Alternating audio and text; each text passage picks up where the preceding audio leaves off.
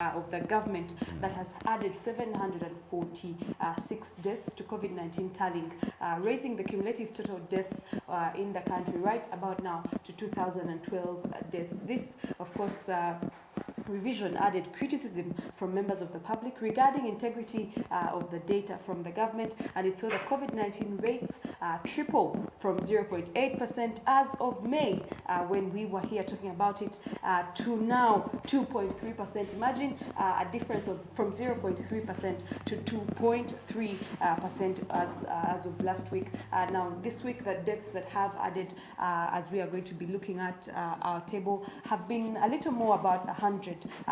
Causing the number to total up to 2012. Now, Dr. Jane Ruth Acheng, Health Minister, while speaking at the in Kampala, said the ministry added these deaths after investigations were made. Nebasanga waliwo abantu abafa COVID naye nga tebali registered kubanga tebagenda mu ddwaliro kwekebeza. Omanyi nga bw'olwalira ewaka tuzze tulaba ku social media nga bagamba you can't treat yourself from home. Naye ogenda okizuula nga abaafiirayo ewaka abatagenda mu ddwaliro nabo enamba ewerako. So bagenza okukola okunoonyereza kiki ekyatta abantu abali waka nga nayo COVID-19 kwe kwongera ku cases zino ku ze tubadde tulinawo eziri registered. Atenga Ministry of Health is working with the COVID-19 Scientific Advisory Committee that has finalized a clinical diagnosis for suspected COVID-19 deaths, but with no PCR or antigen rapid diagnostic test. Bano tebakeberebwa. So it wasn't proven that they died of COVID-19. Naye ogendo bagenza okunoonyereza nga ababali okumpi nabo bamaliriza bafunye already. Yes. So kitulamuko ne Ministry ya Health yennyini yalinamuko obuzibu obwo olw'okuba nti abantu abasinga kalo mu Africa naddala n'okusinga ddala mu nsi yattu ya Uganda abantu twesulayo gwannagamba ku mbeera oba ku bintu by'okuba ntugenda nitubeera nga tukebezebwa. Abantu bangi tebakeberebwa ate abalala balinamu ne effect eri abamu balowooza nti wagenda mu ddwaliro ne bamukebera ekirwadde kya COVID-19 talina ssuubi lya kuwona. So abantu abasinga ne beesanga nga bafudde ate tebategedde kiki kibase. So mugenda okugezaako okukuŋŋaanya information n'okukebera abantu baabwe ababali okumpi bagenda okukizuula nga abantu bano abasinga babafa oba balina obulwadde bwa COVID-19 ng'akitegeeza nti bayinza okuba babufuna okuva ku bali. So kati Ministry y'ebyobulamu yazzeemu ne yekenneenya thalale okuva wiiki ewedde mpaka kati nga bagenda bakola embeera y'emu n'okunoonyeza kwe kumu ogenda okukakasa omuwendo ogwo gwe tukusomedde gwe gwaba abantu abaali nga tebamanyiddwako mayitire naye nga bali bafa ekirwadde kya COVID-19.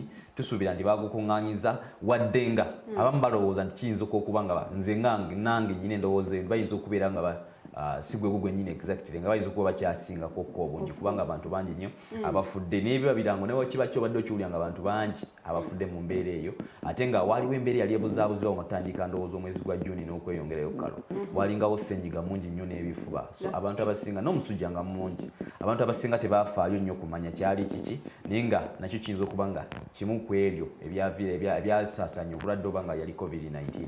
So tusaba ababongera okuba nga bakebera omanyi okukebera kalo kisinga diagnosis.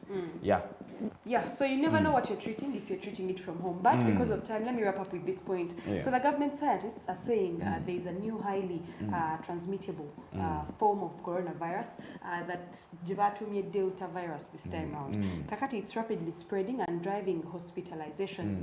Now the scientists say Delta variant and majorly it is majorly imported by travelers from India, from the Western countries, and all the other parts apart from Uganda. So the country is still open to tourists, and so we never know where this Delta variant is going to come in. But it is highly transmittable, says the scientists, and of course they are not ruling out the possibility that the variant could be emerging from within the country. This was Dr. Misaki Wayenera, who is the head of the Government Scientific Advisory Committee on COVID-19. Now he said the variant is behind the increased COVID-19 hospitalizations in this country. Remember, this variant is said to be stronger than the first one.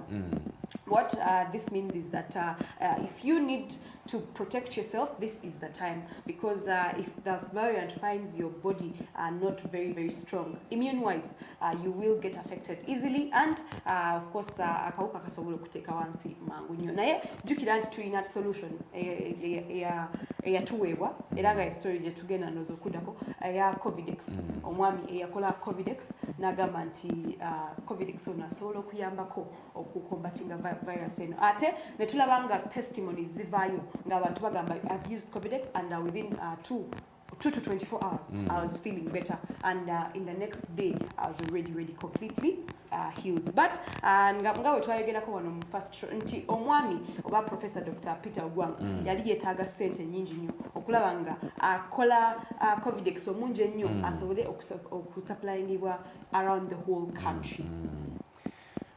So weyabadde ayogerako n'omunnamawulire omu ng'omunnamawulire amubuuza what is it that you need to carry out this particular process okulaba nga okola COVID-19 omungi. Nagamba they need about 2.4. Sente ntono. Sente ntono nnyo okusinziira ku bulwadde buno engeri gye bulumbamu abantu ne obwetaavu bwe tulina ku COVIDEX ono, kubanga tumugezesezza ate tukakasa nti ali effective ate akolerawo, kubanga ebintu byonna bye tubadde tulina tusooka kusupportinga bulamu bw'abantu. Bw'otulina ne ssente zeetaagisa okubanga omuntu ateekebwa ku kyuma obukyuma okubanga akisibako olunaku. Era olusolo tujja okukola wano oli minisita w'ebyobulamu General Sachinge ng'ayogera ssente omuntu zaba yeetaaga okubanga bamuspendingako buli lunaku, okusingira ddala oyo abeera ng'ali mu ICU ziba ssente mpitirivu. So omuntu ng'ono alina solution ey'amangu nga akantu osobola n'okutambula nako kalo mu nsawo embeera yonna weekusangira ng'osobola okuba nga okakozesa n'aba ng'asabye obusabi billions 2 abeere ng'ayambibwako. Nze ndowooza ssente zino ziba ntono nnyo era nga yandibadde yeetaaga okuba nga aweebwa amaanyi, kubanga twakyogeddeko neggulo okutumya vaccines zino okubanga zijja wano mu Uganda process nneneko ate nga ne ssente teziriwo, ate ng'era ssente zojja okwetaaga zisinga ku kino, ate kino kyo already solution ya mangu esobola okuba nga ekolerawo. So lwaki twempowering tusooka nteeka mono ne tumuwa buli kimu kye yeetaagisa. In fact government esobola n'okuteekawo enkola yo ne banga ebanja ye ne bamuwa ssente n'aba nga asigadde ku supplyinga nakufulumya. Yes, because agamba mu COVIDEX ono bamukola mu plants 2 of which are very, very common and widely used in Uganda for measles and other viral infections, bacteria and other diseases. So knowing traditionally that they are used for measles and viral diseases, corona is also a viral disease. Yes. So olabira ddala nga bw'omuweeza 2 billion agenda kusolvinga not only the problem of coronavirus but other viruses as well. Ate kyekugamba kati President Museveni twanga bwe twasomye eggulire eggulu yesterday, but one yabadde naye ali mu commissioning kifo kye bagenda kubanga batandika butandisi bakizimbe batandika okubanga bakola eddagala n'okulinonyerezaako. Olaba nti kyo kya future, naye ate kino ekyono kyekiriwo ate nga kikolerawo, kitegeeza kumuwa ssente kwongera ku production ye ebintu tubeere nga bufuluma bungi n'abantu at least kati nga bwe twetaaga abantu betugamba nti bali vulnerable basobola okuba nga bafuna obulwadde buno mangu categories ze balondamu basawo bakadde abo bo tumanyi tusobola okubawo obuntu nga bwabwereere wa COVIDEX nga beera nabwo ate nabo nno kalo tebuliko gamba nti onywa mulundi gumu nako kayina emirundi ng'esatu kubanga betaaga obucupandoza 2 oba 3 okulabira ddala ng'oteererera ddala. So tumanye nti kakati omwami otwagala omuwa mwezi gumu abeere nga afulumiza obuntu oba bukadde nga bonna President Museveni bwe yagamba abantu abeetaaga okuba nga bafunirawo. So nze ndowooza ndibadde bamuwa ssente bamanya ki kye yeetaaga zo ssente ne zifuluma kubanga eno budget ssente zino ntono nnyo okusinziira ku ssente ze tutadde mu minisitule y'ebyobulamu n'ebizibu abantu bye tuyiseemu na ssente ze tulinaba kubanga zibaako kye zikola. Ssente nnyingi nnyo ezafuluma n'omukulembeze eggwanga naye yavuddeyo n'awoninga n'okuwoninga mubakulu abamu era n'ensolo tugenda kuba tugikolako wano. So nze ndowooza okusooka okugenda n'ebirala okwampakatanya n'ebintu ebirala bingi tusooke ne kino gye tusobola okuba nga tukikolako nga n'omuntu akikolako alireda ate wa wano waffe ate nga mwangu wakunoonyerezaako be tusooke tubeere nga tubifuna. Yes, nze ndowooza ssente nantono nnyo ezo omwami waba azeetaaga. Okay, omusajja ono ojjukira nti bamugana okugenda mu mawulire okwogera kubanga ndowooza balaba nga World Health tennaba ku approvinga ddagala lino. Naye nalaba nga President Museveni amulwanirira nnyo okulaba nga ayisaawo ekintu kya COVIDEX kino kubanga bambi COVIDEX yayambye nnyo ate okimanyi nti bw'ayamba ffe tusobola n'okugamba nti other countries nabo ne basosinga from Uganda, which actually ends up boosting the economy. Katika yes. story ya government, President Museveni reportedly raised questions about, it's the same piece, questions about the honesty of Ministry of Health officials, headlining the fight against COVID-19 and threatened during a cabinet meeting to arrest these thieves. And at the said meeting, Minister General Kacheng na yaliyo inatabling shillings 1.2 trillion budget that she said would help bankroll government's response to the second wave of the pandemic. And according to sources that attended the meeting, coronavirus struck in March 2020 and has, according to official states, been released by the Ministry of Health yesterday to be the most expensive disease that we are having on the table right now. So Museveni yagamba nti waliwo abantu ababbi abagezezaako okutwala ensimbi abakungu health officials bakungu mu kitongole mu minisitule y'ebyobulamu yennyini bali munda mu ministry naye nga bakumpanya ssente z'omuwi w'omusolo ze babawa kyokka nga ye omukyala Jenusa Kyenga ayongera ku bwongezi kulaga nti bakyalina obwetaavu bungi bakyetaaga 1.2 trillion shillings banana tegeza trillion bubanga buse babita buse mu Luganda buse yes obuse akasekamu kalamba n'obuwumbi bibiri kati kwezo kyembodega ku story gye tubadde kate yo oli ayagala ko just billions 2 akole ekintu kakati ndoza tugende ne mu story dala gye watugambye eya MPs okwagala government to cover some medical bills for the patients in the ICU abatesobola babadde babakandoza bali ku kakiiko akavunaanyizibwa okulaba nga balengera embereni ya COVID-19 akakiiko ka response akafaayo okulaba nga bagoberera n'okulondoola enkwasaganya y'ekirwadde kino ekya COVID-19 bo bavuddeyo nga bagamba nti minisitule y'omukyala bwe yali ayanjula yagamba nti amalwaliro aga private n'aga gavumenti bwe kiba omuntu aba alwadde COVID-19 ng'ateereddwa mu katanda oba mu kasenge tebayita ICU akabeeramu omuntu ng'akalimu yekka naye nga kabeera ka muntu ali mu mbeera embi aba yeetaaga wakiri okuba nga bamuspendingako mu lunaku lumu obukadde obuwera 3 million. So kakati zino nga bale boba MPs bagamba nti ensimbi zino zandibadde wakiri bubeera buvunaanyizibwa bwa gavumenti niba nga yefaayo ku ssente zino kubanga ezisasula oba okusasula kyajezi zino omukyala Ruth Kyenge tulowooza nti ayinza okuba nga akirowoozaako okuba nga bayamba ku bantu naye kale bwe kiramu nti ssente zino zo wadde ebyobulamu bibeerawo n'embeera eriwo yo gavumenti ya planning etya kitusooka kwebuuza ku bujjanjabi buno ejja kuba nga ekikwasaganya etya waliwo okuba nti ebintu ebimu bigwa bugwi nebagamba nti sente nezijja nezeeyongera nezirinya nezibeerawo naye corona okuva lwe yajja aba COVID-19 omwaka oguwedde 2020 yo gavumenti n'eminisitule y'ebyobulamu baali baplaninze batya wadde kiki ekyetaagisa tetugamba nti yeetaaga obukadde 3 n'ebiki ebiba byetaagisa era ssente ezo zirinnya zitya kiva ku kimasanyalaze gemangi nga waliwe batugamba tulina ezo bills bwe batugambye tulina ne oxygen beni kati ani azivunaanyizibwako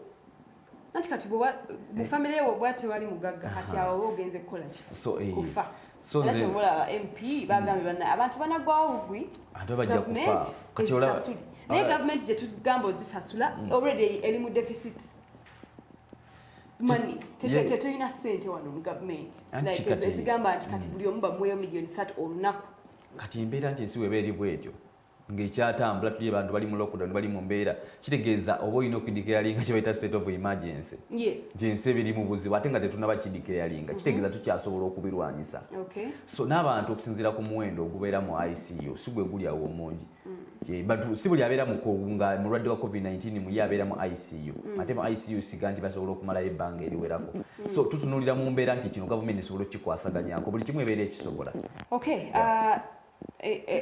abo babadde ba MPs naye wagenze okulaba nga officials from the Ministry of Finance when they appeared before the same committee led by ministers Matia Kasaija, Manebos ne Henry Musasizi the legislator suggested that there is need for government to embark to earmark, some resources to meet the medical bills as a COVID-19 patients that have been referred to ICUs of hospitals. Of course, some MPs claimed that a number of patients in ICU have lost properties after mortgaging them to money lenders in pursuit of resources to clear the medical bills. So abantu bafiiriddwamu ebintu bingi nti otwala ennyumba yo n'ogamba nti lenda mpaayo obukadde 3 ntiwa omuntu wange ntaasa obulamu naye money lender akomekereza zitutte kubanga essente z'ospending olunaku nyingi nnyo. Situbreakingiremu ze kyenjagala ekintu kyogamba bugani twetaaga ssente bwezi break them ogambe nti omuntu aspendinga ssente bwezi buli lunaku nga oxygen egwaguze bw'ati omuntu aba alina solution gy'alina okuba nayo kubanga yasobola okikola ng'asobola okifuna ku bbeeyi eri wansiko abeere ng'akyefunira naye otateekawo ebbeeyi eri standard mu bukadde 3 ate abantu bangamu tebazisobola muganda gayeweeza omumba gwe bazikuba so gavumenti eri ni charge ku ekyo ebeere nga naye etwala obuvunaanyizibwa bw'okujjanjaba abantu kubanga omuntu aba tagenda kulwawo nga alimu eyo embeera. Okay, that's it from the side of COVID-19. I don't know if the current affairs are ready in form of COVID-19. The twins of Basomeda Konimulaba. Naenga, if they are not ready, then we can move on to another field of stories. Yes, okay, they are ready, and we are seeing, if you can see very well, the active deaths, like I've told you. Now, when the 21 were added on, we have 33 deaths in Uganda, and the new cases becoming 602. Tenga active cases on admission at health facilities. Kati is abantu abali mu ddwaliro kati 1072 bannange. Then tests conducted 1,373,065. Atenga empya kwezo tests ze bakakola ziri 15,000. Mubina mwana mbasatu. Thank you so much. And then cumulative recoveries bobo sobola okulaba ebulungi. Yes, cumulative recoveries tulina emitwalo 5,800 mu 686 nga kwabo abawonye abapya abawonye basembeyo okuwona abapya bali 722 olaba nga omuwendo gweyongeddeko karo. Cases zonna mu ggwanga abantu abakalwala obulwadde buno enjeno nga togyeko balafudde togyeko wakibali emitwalo 8,555 kati kwabo bwe tujja tutemako nti nga bwogambye abalwadde abali mu malwaliro bali 172 naye nga abakakeberebwa bogambye akakadde kamu emitwalo 37 kakadde kamu emitwalo 37 1365 bebo nga bwotunyumidde 15,443 abo nabo bagenze ne beegemesa oba ne beeya nemanya ne beekebeza obulwadde obwo then abakafa abapya abafunye obulwadde abapya bali 602. Yes. Litwali tukendezaako ndowooza tuwasimbayo nga tuli mu bina something ne kakati tulaba weeyongeddeko era ne test positivity rate naye neeyongerako kati eri ku bitundu 11 n'ekitundutundu kimu ku buli 10 olaba nga yeeyongeddeko litwasimbayo ndowooza yali mu 10 yali mu 10 n'obutundutundu obutonotono kati olaba nga yeeyongeddemukko n'erinnya then n'abafa okusinziira nga bwe tukunyonyedde ku ripooti eyo newuunya abakubamu keesi abakuba keesi ku gundi yaffe n'okufitiko bannange abakola graphics z'akantu kano ddala temuli bangu buli kamu ne mukateekako first of all kikorona okiraba ekyo kisaako ekiriwo then ne bakubako n'akakeesi bakulagira ddala nti era afudde kyekyo so kati oba ogasseeko naabo nga batugambye muwendo gw'olusanvu n'okusoba beeyongeddeko be bantu 2,233 kakati doses ezikozesebwa zikyalimu akakadde kamu mu emitwalo 2,736 bwetyo tukyali mu mbeera ya COVID-19 nga bwetambula fuleze tulinako olunaku olwaleero so tulina kuba nga twongera mu maanyi okulaba nga twekuuma bo abalwadde bakyalemedde mu 10,000 kale bali active kati mu malwaliro babali mu kujjanjabibwa 10,000 baba bangi. Yes, bali mu health facilities ate jjukira nti mulimu abamu be bagamba nti muddeeko ewaka nga bo basobola okuba banijingirako ewaka mpolampola ne babeera nga tebasobola olw'okuba nti ebifo bitono nnyo gye babeera nga bajjanjabirwa space batebamala nebaga nti mugende mukozesa eddagala ne babeera nga babalondoola mpolampola so bwe bati bwetyo tubadde tukyali mu mbeera ya COVID-19 gwali yonna gy'oli tubeere nga twongeramu kamaanyi twalira kisinzeemuko ennaku zino ate nga twavira wano twali tumaze okulaba nga omuwendo gwali gumaze okuba nga